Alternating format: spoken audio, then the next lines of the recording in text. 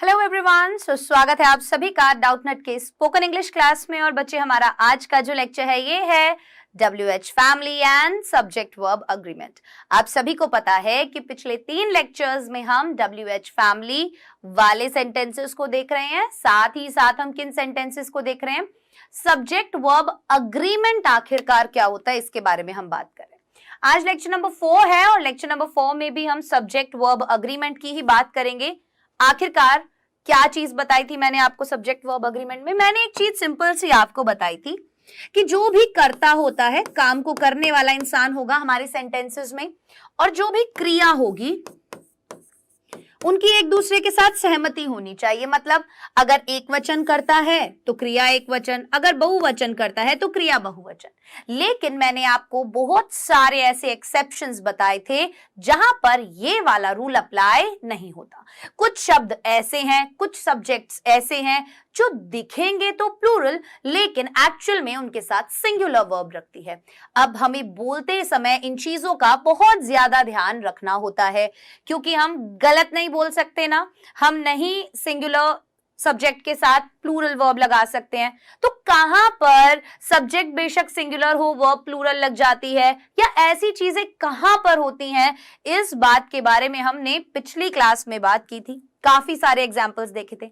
आज की क्लास में हम एक्सरसाइज करेंगे, उस पे बेस्ड क्वेश्चंस देखेंगे, 1-2 और एग्जाम्पल्स मैं आपको दूंगी, और उसके बाद डेली यूज सेंटेंसेस भी हम करेंगे जिनका आपको क्या करना है, रोजाना अपनी लाइफ में इस्तेमाल करना शुरू करना है।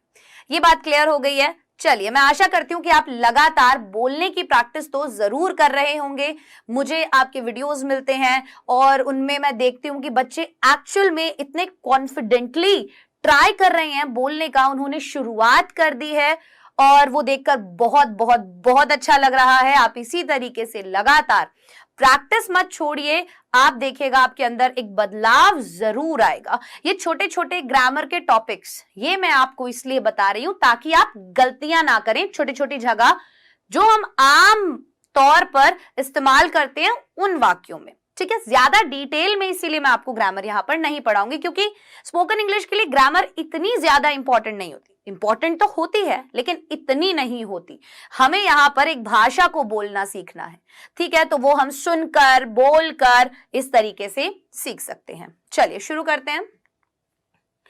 आइए अब हम 1-2 रूल्स और पढ़ेंगे आज के, ठीक है। जैसे इन sentences beginning with there is और देयर आर। अब देखो यहां पर कोई सेंटेंसेस होंगे जो देयर इज और देयर आर, जो शब्द आप, जो वाक्य एक्चुअल में आप इनसे शुरू करते हैं। ये कौन सा देयर है? बच्चे अक्सर कंफ्यूज भी हो जाते हैं। THEIR और THERE दोनों का उच्चारण, प्रोनाउंसिएशन सेम होता है, देयर देयर।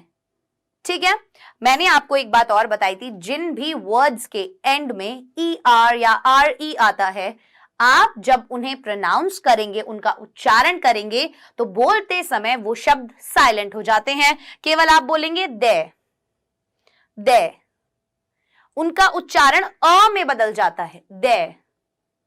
ठीक है, ये उच्चारण की बात रही, ध्यान रखनी है आपको। देयर देयर नहीं बोलना है, दे बोलना है। ठीक है, अब ये कौन सा वाला 2 दे होते हैं? एक ये होता है और एक ये होता है। ये कौन सा होता है? ये होता है वहां वाला, ठीक है, और एक ये दे होता है, ये होता है उनका। यहां पर हम इस वाले दे की बात कर रहे हैं, ठीक है।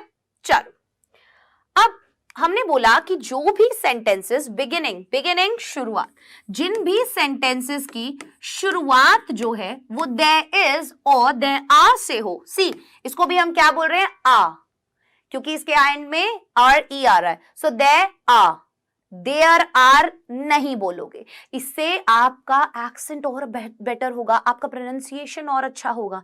ठीक है, सो आप कैसे उच्चारण कर रहे हैं शब्दों का, ये बहुत इंपॉर्टेंट है। साथ के साथ हम पढ़ते जा रहे हैं, ठीक है।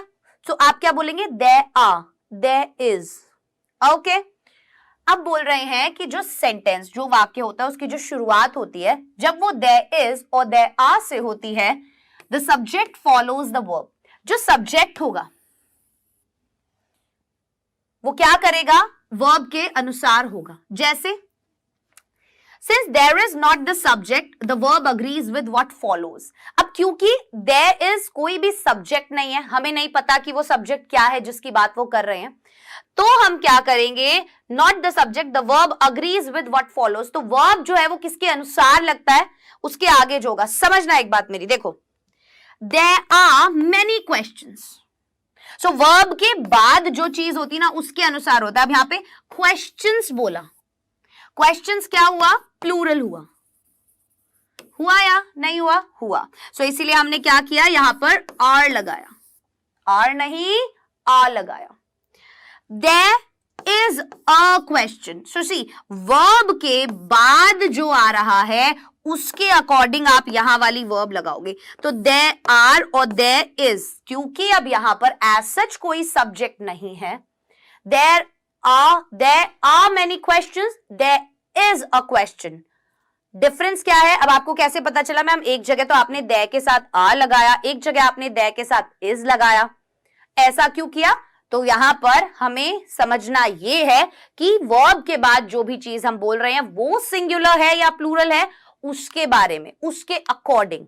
यहां पर क्वेश्चंस प्लूरल था इसलिए हमने आ लगाया, यहां पर क्वेश्चन सिंगुलर है इसीलिए हमने इज लगाया। आ गई बात समझ में? ये क्लियर हो गया? राइट। चलिए बढ़े आगे।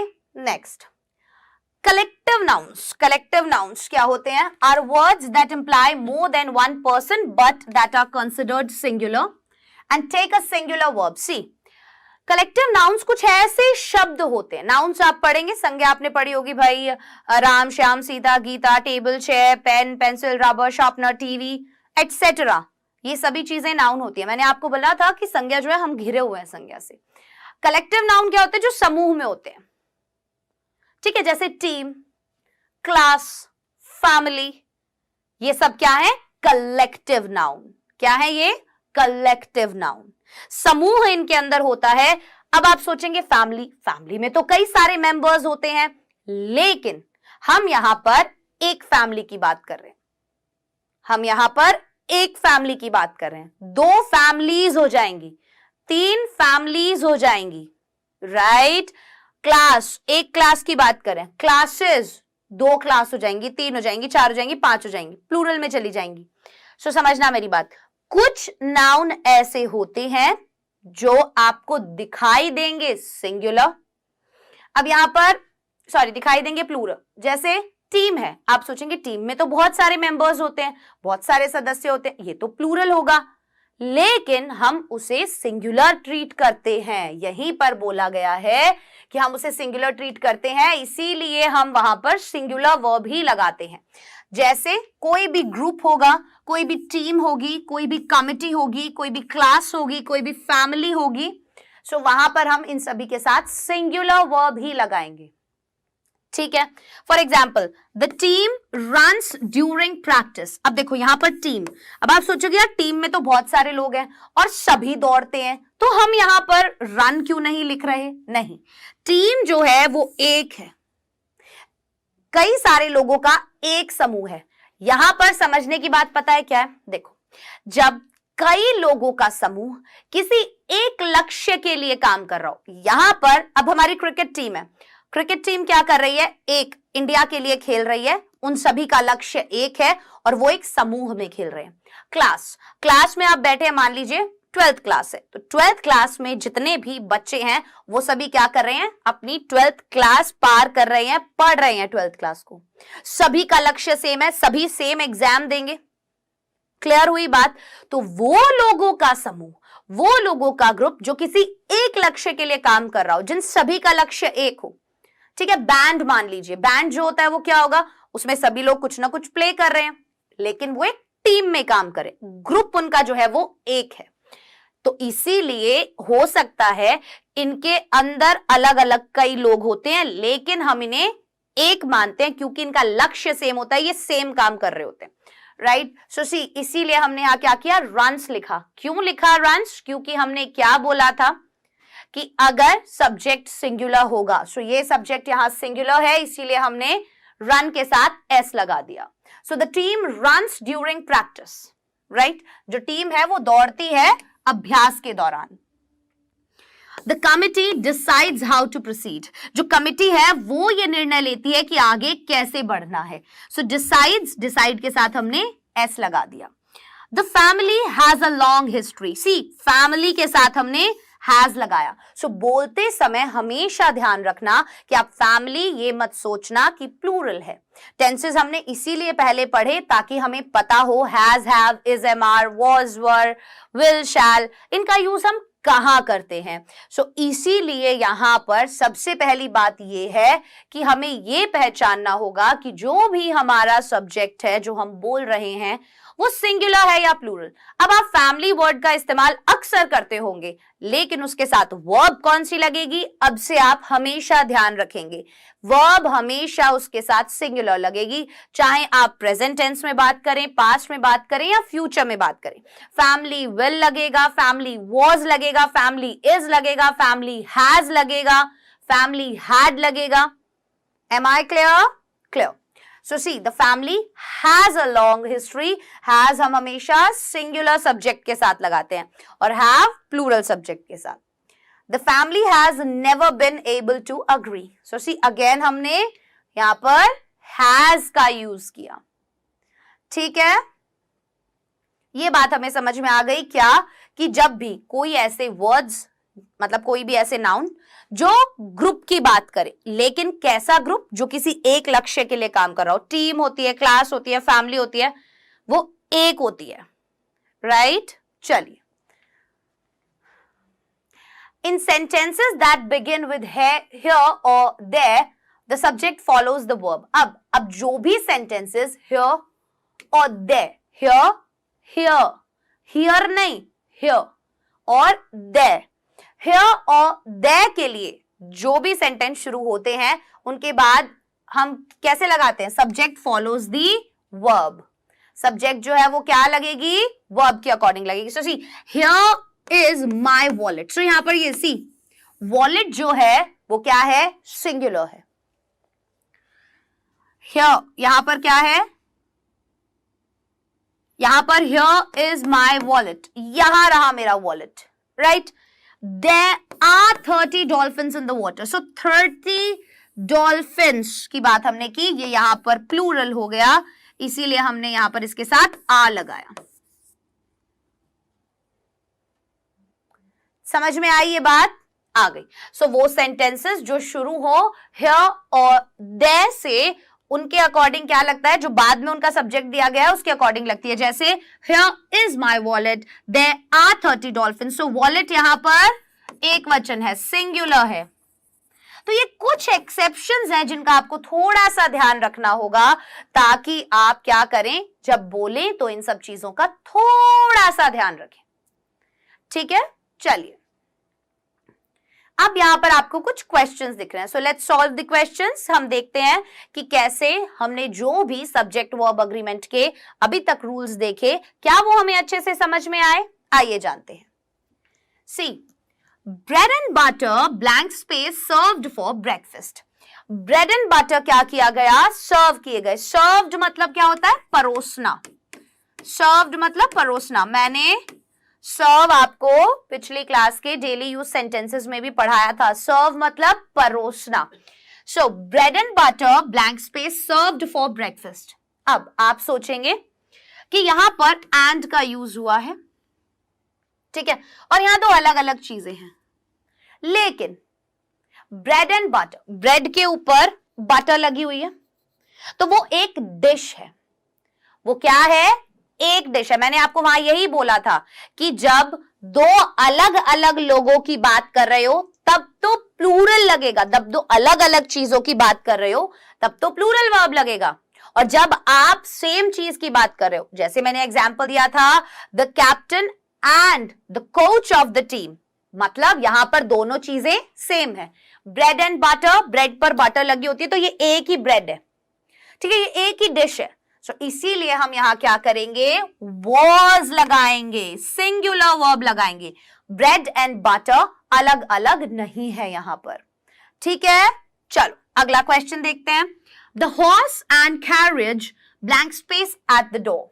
अब कह रहे हैं घोड़ा और बग्गी। घोड़ा और बग्गी, कैरेज क्या होती है? बग्गी।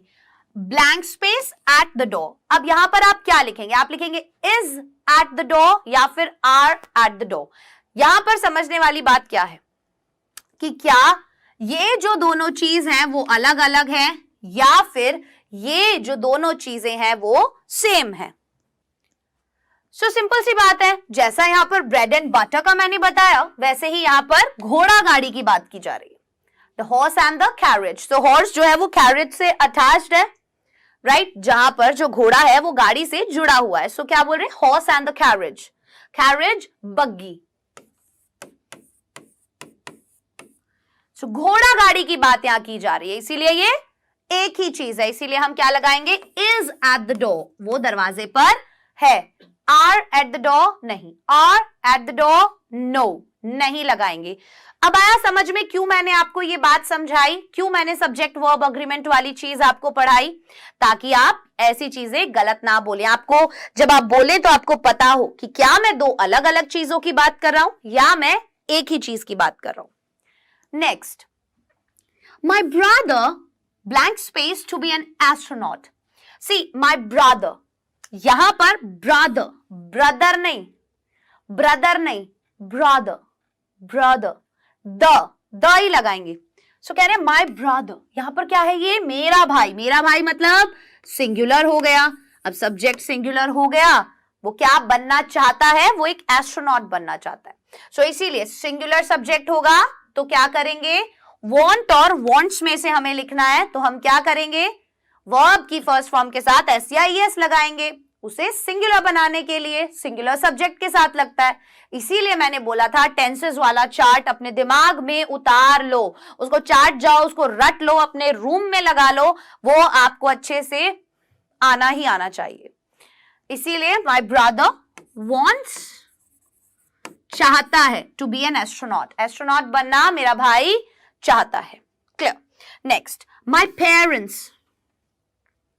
क्या बोला यहां पर? My parents. पेरेंट्स यहां पर क्या है बेटा? माता पिता। पेरेंट्स माता पिता। अब देखो, जब हम टीम बोल रहे थे, जब हम क्लास बोल रहे थे, क्या हम उसमें अलग अलग बात कर रहे थे? यहां पर पेरेंट्स को हम हिंदी में क्या बोलते हैं? माता और पिता। सो जब हमने ये बात बोली माता और पिता, है ना, पेरेंट्स, तो यहां पर ये प्लूरल में काउंट होता है और हम यहां पर आर लगाते हैं। माई पेरेंट्स इज नहीं, माई पेरेंट्स आर। अब आप यहां ये कंफ्यूज मत हो जाना कि मैम ये दोनों होते तो एक ही हैं, एक ही लक्ष्य के लिए काम कर रहे होते हैं। नहीं, ठीक है, माता अलग होती है, पिता अलग होता है। तो माता पिता पेरेंट्स कहलाता है। अगर अभी हम सिंगल की बात करें तो वो एक पेरेंट हो जाता है, पेरेंट। और जब हमने बोला पेरेंट्स मतलब हम माता और पिता दोनों की बात कर रहे हैं। जब हम बोले पेरेंट मतलब हम एक की बात कर रहे हैं, ठीक है। Next, politics. अब देखो, कुछ शब्द ऐसे होते हैं जैसे इकोनॉमिक्स, मैथमेटिक्स।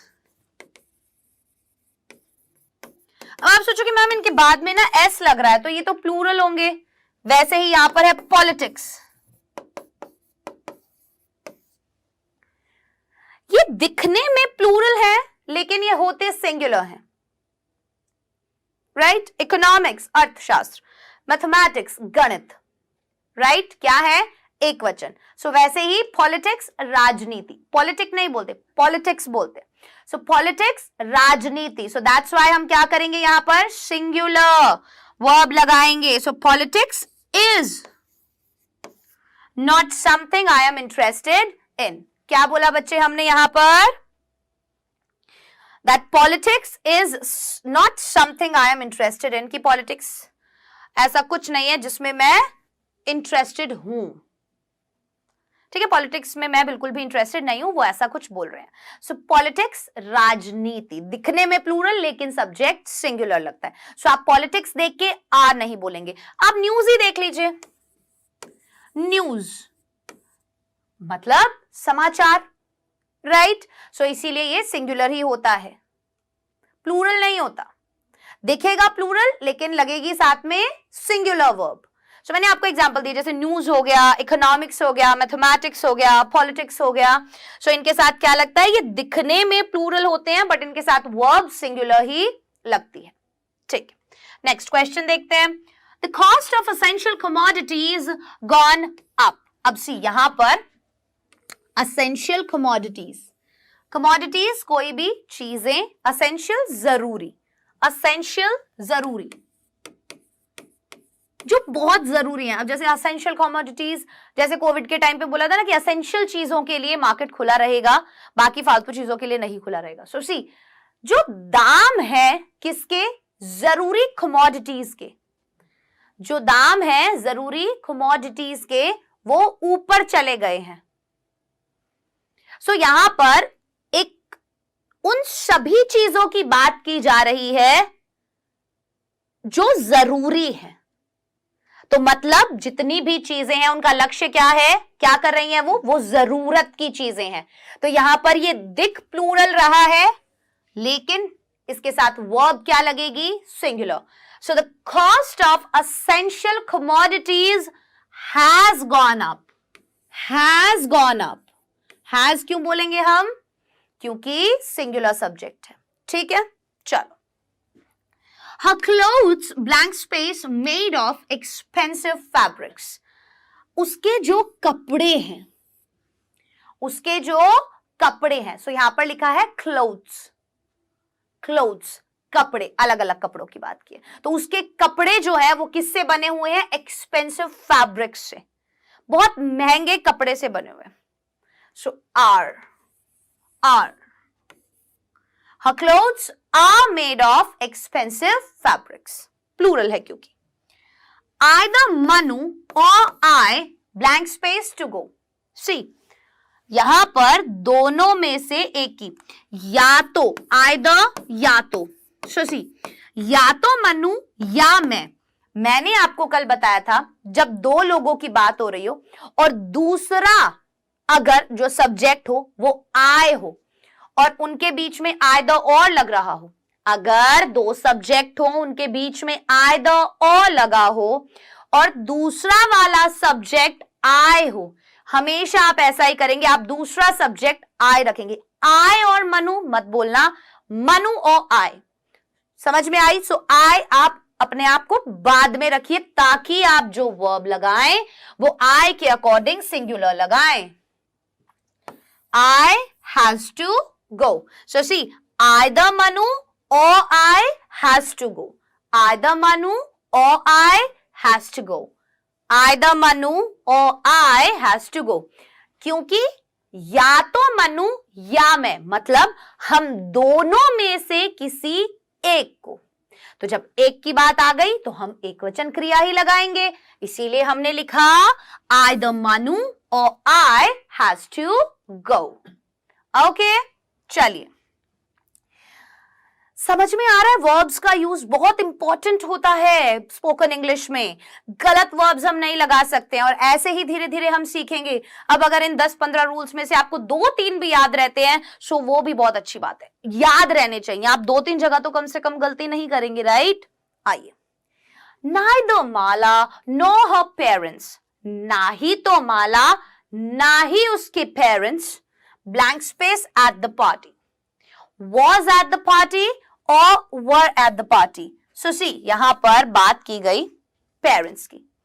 So उन्होंने बोला ना ही माला और ना ही उसके माता पिता जो हैं वो कहां थे, पार्टी में थे। So see, मैंने अभी आपको क्या बताया था, यहां पर जब हम पेरेंट्स की बात कर रहे थे हम पेरेंट्स के साथ प्लूरल वर्ब लगा रहे थे। जो सी यहां पर भी यही होगा, जो बाद वाला नाइदर नो आइदर और होता है तो उसमें हम बाद वाले को कंसिडर ज्यादा करते हैं, उसके अकॉर्डिंग हम वर्ब लगाते हैं। सो नाइदर माला, ना ही तो माला ना ही उसके माता पिता वो एट द पार्टी, पार्टी में थे। Clear? Next question, nobody. Nobody से आपके दिमाग में तुरंत क्लिक कर जाना चाहिए। जैसे मैंने आपको क्या बताए थे पिछली क्लास में, काफी सारे रूल्स बताए थे, nobody, somebody, someone, anybody, anyone, right? इन सभी के साथ क्या लगती है, सिंगुलर वर्ब लगती है। सो नोबडी आते ही आपको समझ जाना है कि मुझे सिंगुलर वर्ब लगानी है, सिंगुलर वर्ब बोलनी है। So nobody knows what happened to her, किसी को भी नहीं पता कि उसके साथ क्या हुआ। नोबडी नोज, नोज क्यों लिखा? क्योंकि हमारा सब्जेक्ट सिंगुलर है, किसी को भी नहीं पता। ठीक है। Ravi as well as his brother cricket well. So यहां पर हमारे पास दो ऑप्शन है, प्ले और प्लेज। सो रवि और उसका भाई भी, Ravi as well as his brother. So यहां पर जब हम एज वेल एज का यूज करते हैं, सो हम क्या करेंगे, जो ये वाली चीज होती है ना, बाद वाला सब्जेक्ट होता है, उसके अकॉर्डिंग लगाते हैं। So Ravi as well as his brother plays cricket well.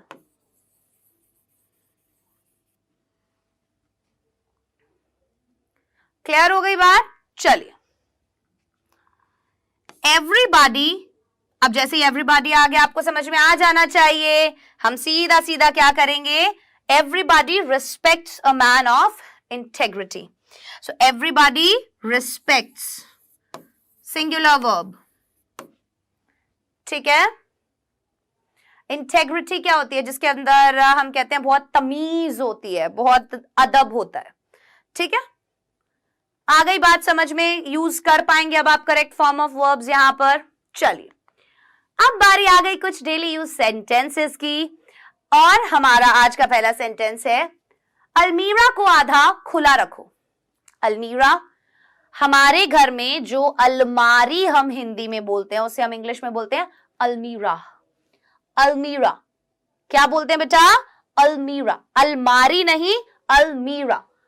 अलमारी को, अब इसने बोला अलमीरा को आधा खुला रखो। कीप द अलमीरा हाफ ओपन। सो सी, अलमीरा, अलमीरा इस तरीके से ही आप पढ़ेंगे, ठीक है। अलमीरा नहीं पढ़ेंगे, अलमीरा पढ़ेंगे। कीप द अलमीरा हाफ ओपन या कीप द अलमीरा अजार। क्लियर? कीप मतलब होता है रखना, हाफ ओपन आधा खुला। सो कीप द अलमीरा हाफ ओपन। ओके। दरवाजे को थोड़ा खुला रखो। जब हमने बोला आधा खुला तो हमने बोला हाफ ओपन। जब हमने बोला थोड़ा खुला तो हम बोलेंगे slightly open. Slightly open, slightly मतलब बिल्कुल थोड़ा सा, स्लाइटली बिल्कुल थोड़ा सा, ठीक है। आ गई बात समझ में? सो आप क्या बोलेंगे? Keep the door slightly open, keep the door slightly open, और keep the door partly open, keep the door partly open. So partly भी होता है आधा, स्लाइटली थोड़ा सा, ठीक है। तो वहां पर भी क्या कहना चाहता है, आपको ये वर्ड्स याद रखने हैं, half open, slightly open, partly. Okay, आ गई बात समझ में? 3 नए शब्दों का समझ में आया आपको, क्या क्या यूज कर सकते हैं हम। नेक्स्ट, कपड़े ठीक से रखो, इधर उधर मत बिखेरो। हम बहुत कॉमनली यूज करते हैं ये सेंटेंसेस, राइट। सो आप इन्हें बार बार बोलिए।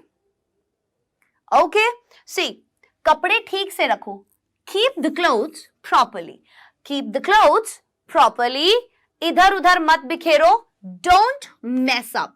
देखो, जब हमारा कमरा भी पूरा बिखरा हुआ होता है ना, तो बिखरी हुई चीज को हम मेस बोलते हैं, मेस अप। बहुत सी बार आप खुद भी बहुत बिखरे हुए होते हैं, सो आप बोलते हैं I am totally messed up, मतलब मैं पूरी तरीके से कंफ्यूज हूं और बिखरा हुआ हूं, मुझे नहीं पता क्या करना है। सो आप उस समय क्या बोलेंगे? I am totally messed up, messed up. Don't mess up, इधर उधर मत बिखेरो, डू नॉट, मत करो ये काम, मेस अप, मत बिखेरो, इधर उधर खराब मत करो। Okay, so keep the clothes properly, properly ठीक से, और बिखेरो मेस अप। क्लियर? कपड़ों को हैंगर पर लटकाओ, कीप द क्लोथ्स और हैंग द क्लोथ्स और put the clothes on hangers. Hang the clothes on hangers, लटकाने को हैंग बोलते हैं, लटकाने को हैंग बोलते हैं। Hang the clothes on hangers, कपड़ों को किस पर लटकाओ? हैंगर्स पर लटकाओ। Put the clothes on hangers. Okay. खाते वक्त अपना मुंह बंद रखो, shut the mouth while eating. Shut the mouth, shut करना किसी चीज को, बंद करना। हम किसी को चुप रहने के लिए बोलते हैं, हम क्या बोलते हैं? Shut up. क्या बोलते हैं बेटा? Shut up. बस यहां पर भी shut the mouth while eating, shut the mouth while eating. जैसे मैं क्लास में 3 बार ये चीजें बोल रही हूं, वैसे ही आप वीडियो देखते समय मेरे साथ जरूर दोहराएं, उससे आपका उच्चारण सही होगा, आप शब्दों को सही तरीके से बोल पाएंगे और आपको याद भी हो जाएंगे। सो खाते वक्त अपना मुंह बंद रखो, shut the mouth while eating. मैं इस कील पर अपनी फोटो लटकाऊंगा, मैं इस कील पर अपनी फोटो लटकाऊंगा। गागेगी, गागेगी तो विल लगा दिया हमने, राइट। आई विल के साथ वर्ब की फर्स्ट फॉर्म लगती है, इसीलिए इंपॉर्टेंट है tenses. See, I will hang my photograph on this nail, I will hang my photograph on this nail. Nail मतलब कील। सी, कितने सारे नए शब्द हमें मिलते हैं रोजाना, राइट, उनका मतलब आप लिखिए जरूर। मैं इस कील पर अपनी फोटो लटकाऊंगा, आई विल हैंग अपनी फोटो, माई फोटोग्राफ किस चीज पर? On this nail. नेल मतलब कील। नया शब्द मिला, वेरी गुड, लिख लो। नाखून काटने वाला कहां गया?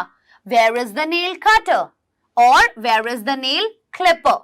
कटर और क्लिपर दोनों बोलते हैं। कटर, कटर नहीं, क्लिपर नहीं, कटर, क्लिपर। मेरा मोबाइल नहीं मिल रहा है, I can't find my mobile, I can't find my mobile. Find मतलब नहीं ढूंढ, फाइंड मतलब ढूंढना, कैंट लगाया मतलब आप कोई चीज नहीं कर पा रहे हैं।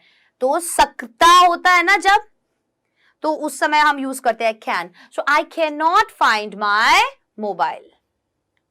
नेक्स्ट, आज नीली शर्ट पहन लो, put on the blue shirt today. See, जब भी हमें बोलना होता है ना कपड़े पहनो, तो हम क्या बोलते हैं? Put on.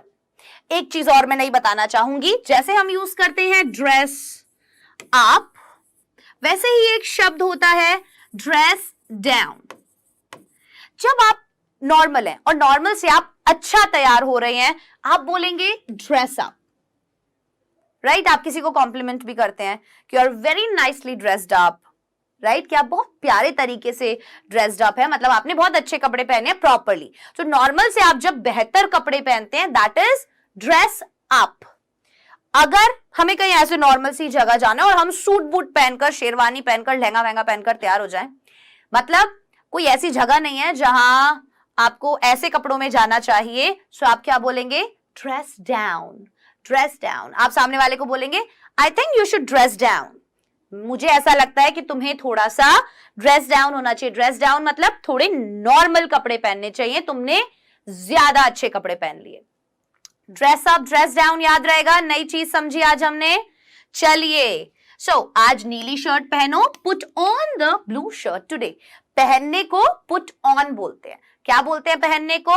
Put on. So put on the blue shirt today. Next, जूते उतार दो, take off the shoes, take off the shoes. कपड़े उतार दो, टेक ऑफ द क्लोथ्स, ठीक है। Put on, take off, put on, take off. Put on पहन लो, उतार दो टेक ऑफ। याद रहेगा, पहनने को पुट ऑन, उतारने को टेक ऑफ। याद रखो, इन चीजों को याद रखो, तभी बोल पाओगे। नेक्स्ट, सिर पर तेल मालिश कर दो। अब तेल, आप सोचोगे कि मैम ने हमें प्रॉपर रूल्स बताए, उसके अनुसार हम मालिश को इंग्लिश में क्या बोलते हैं, वो हमें कंफ्यूजन हो जाएगा। सो देखो, हम जब सर में तेल लगाते हैं उसको हम ऑयलिंग बोलते हैं। अब चाहे वो सर में लगाओ, चाहे आप मालिश हाथों पर करो, पैरों पर करो, बॉडी पर करो, उस पूरी प्रक्रिया को, तेल को लगाने को हम ऑयलिंग बोलते हैं। सो हम क्या बोलेंगे? Do oiling on the hair. अब बच्चे गलती करते हैं बाल, जब हम बोलते हैं ना बाल कि यार मेरे बाल कैसे हो गए, बच्चे क्या बोलेंगे? Hairs, my hairs. कई लोगों को देखोगे ऐसे बोलोगे, हेयर्स बोलेंगे, उससे एक बाल थोड़ी है, बाल तो कई सारे हैं। गलत होता है बोलते हैं। ये जितने भी बाल है ना सर में, इन्हें है बोलेंगे, ठीक है? समझ में आ गया? चाहे एक हो चाहे 1000 लाख करोड़ हो, है बोलते हैं। बालों को इंग्लिश में है बोलते हैं, ठीक है? तुम मुझे मैसेज क्यों कर रहे हो? Why are you messaging me? Or why are you texting me? रहा है, रही है वर्ब की फर्स्ट फॉर्म के साथ ing लगाया है, right? So why are you messaging me? Or why are you texting me? Right? चलिए, मेरे चेहरे पर बहुत सारे पिंपल्स हो गए हैं, मेरे चेहरे पर बहुत सारे पिंपल्स हो गए हैं। I have got so many pimples on my face. I have got. Has have के साथ verb की थर्ड फॉर्म लगती है। I have got many pimples. जब आपकी चीज कोई हो गई हो, right? I have many pimples, or I have this pen, I have this remote, I have my car, I have my laptop, I have my mobile. जब कोई चीज आपके पास होती है, उसको आप have बोलते हो, आपके पास है वो। So I have got so many pimples on my face. अगर आपकी ऑयली स्किन है तो आपको पिंपल्स हो सकते हैं। इफ यू हैव, अगर के लिए हम इफ यू करते हैं। अगर आपकी ऑयली स्किन है, if you have oily skin, if you have oily skin, you may have pimples, तो आपको क्या हो सकते हैं? पिंपल्स हो सकते हैं। तो सकते हैं के लिए हमने मे यूज किया। अभी इन सभी जो होते हैं ना, can, could, may, might, must, ought to, इनका सही यूज कैसे करते हैं उस पर भी आपकी क्लास आएगी, बहुत मजा आएगा। साथ ही साथ at, in, on, after, before, over, under, beneath, before, beyond, इन सब के लिए भी हमारी आएगी, ठीक है? आगे क्लासेस आएंगी, हम सब कुछ सीखेंगे। चलो, बहुत ज्यादा टीवी देखना तुम्हारी आंखें खराब कर सकता है। Watching TV too much may damage, ruin, spoil your eyes. See, खराब करने के 3 नए शब्द हमें यहां पर मिले, तुरंत अपनी कॉपीज में लिख लीजिए। खराब को हम इंग्लिश में damage, ruin, spoil, damage, ruin, spoil, damage, ruin, spoil, खराब करना। सो बहुत ज्यादा टीवी देखना, बहुत ज्यादा, टू मच, बहुत ज्यादा, टू मच। टू मैनी नहीं बोलोगे क्योंकि यहां पर आप काउंट नहीं कर सकते। मैनी का यूज हम कब करते हैं? जब हम कोई चीज काउंट कर सकते हैं। मच का यूज हम कब करते हैं? जब हम कोई चीज काउंट नहीं कर सकते। सो यहां पर हम बहुत ज्यादा को काउंट नहीं कर सकते। Watching TV too much may damage or may ruin or may spoil your eyes. ठीक है? मुझे यह धारावाहिक देखना बहुत पसंद है।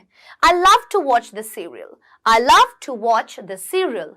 I love to watch the serial. Repeat after me. I love to watch the serial. I love to watch the serial. Okay. अब बारी है क्विज की। चलिए, आपको क्या करना है? हिंदी टू इंग्लिश ट्रांसलेट करना है। पहला क्वेश्चन, फैन ऑन कर दो। Switch on the fan, switch off the fan, switch the phone और नन।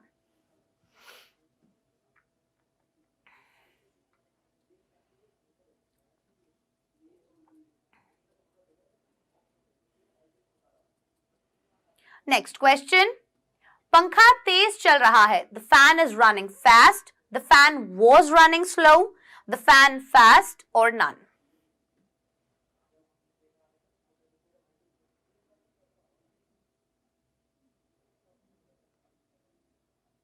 चलिए, so question number 1, fan on कर दो, switch on the fan. Question number 2, पंखा तेज चल रहा है, the fan is running fast. Clear? आज की क्लास में हमने सब्जेक्ट वर्ब अग्रीमेंट देखा बच्चे, और ये जो है ये आप लोगों का होमवर्क है। कोशिश कीजिएगा इस होमवर्क को करने की। तो बच्चों, अब आपकी नेक्स्ट क्लास जो होगी वो होगी प्रोनाउंसिएशन ऑफ लेटर्स के ऊपर। अब मैं आप सभी से इजाजत लेना चाहूंगी, मुलाकात होगी अगले लेक्चर में। तब तक के लिए अपना ध्यान रखें, डाउटनेट के साथ जुड़े रहें क्योंकि अब पढ़ना हुआ आसान।